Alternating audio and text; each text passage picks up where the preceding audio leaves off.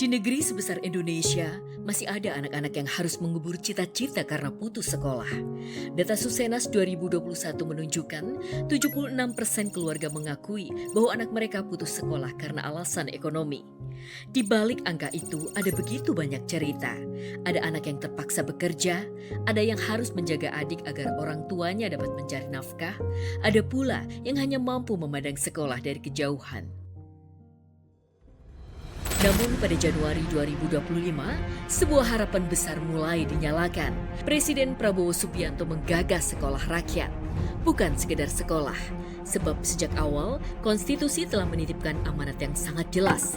Pasal 34 ayat 1 Undang-Undang Dasar 1945 menegaskan, fakir miskin dan anak-anak yang terlantar dipelihara oleh negara. Sekolah rakyat hadir untuk menjalankan amanat itu. Sebuah gerakan untuk memuliakan wong cilik, menjangkau mereka yang selama ini belum terjangkau, dan memungkinkan sesuatu yang sebelumnya dianggap tidak mungkin. Arahan Presiden segera bergerak menjadi kerja nyata.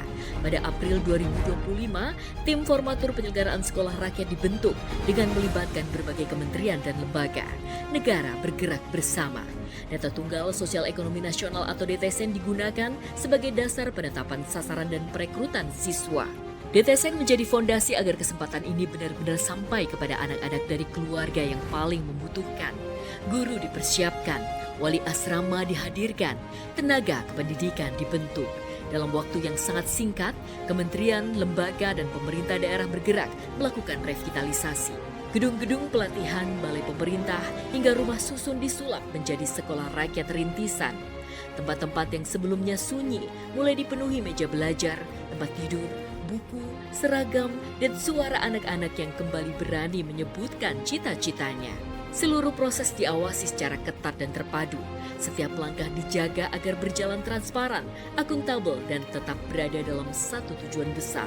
Memastikan tidak ada lagi anak Indonesia yang kehilangan masa depan hanya karena terlahir dalam kemiskinan. Kerja besar itu segera membuahkan hasil. Pada Juli 2025, sebanyak 63 titik sekolah rakyat rintisan resmi beroperasi. Pada Agustus, bertambah 37 titik. Pada September, berkembang lagi dengan 66 titik. Menjelang akhir tahun, sebanyak 166 sekolah rakyat rintisan telah beroperasi di seluruh Indonesia dan menjadi rumah belajar bagi lebih dari 15.000 anak. Dari Sumatera hingga Papua, dari kota-kota besar hingga wilayah yang jauh dari pusat kesempatan. Di saat yang sama, pembangunan sekolah rakyat permanen terus dikebut. Pada Juni 2026, sebanyak 104 titik sekolah rakyat permanen telah memasuki tahap akhir. Satu persatu gedung berdiri, ruang kelas, asrama, ruang makan, tempat ibadah, fasilitas olahraga, dan ruang kreativitas dipersiapkan untuk menyambut peserta didik baru tahun ajaran 2026-2027. Memasuki fase berikutnya, sekolah rakyat bergerak semakin besar. Pemerintah menyiapkan 178 sekolah rakyat untuk beroperasi secara nasional. Terdiri atas 93 sekolah permanen, 77 sekolah rintisan tahun 2025, serta 8 sekolah rintisan baru tahun 2026. Saat ini penjangkauan telah dilakukan terhadap 48.975 bakal calon siswa yang mayoritas berasal dari keluarga paling rentan pada desil 1 dan 2 DTSN. Mereka bukan sekedar angka, mereka adalah anak-anak Indonesia yang selama ini nyaris tak terlihat. Anak tukang becak, anak petani, anak nelayan, anak buruh, anak dari keluarga yang hidup dalam keterbatasan.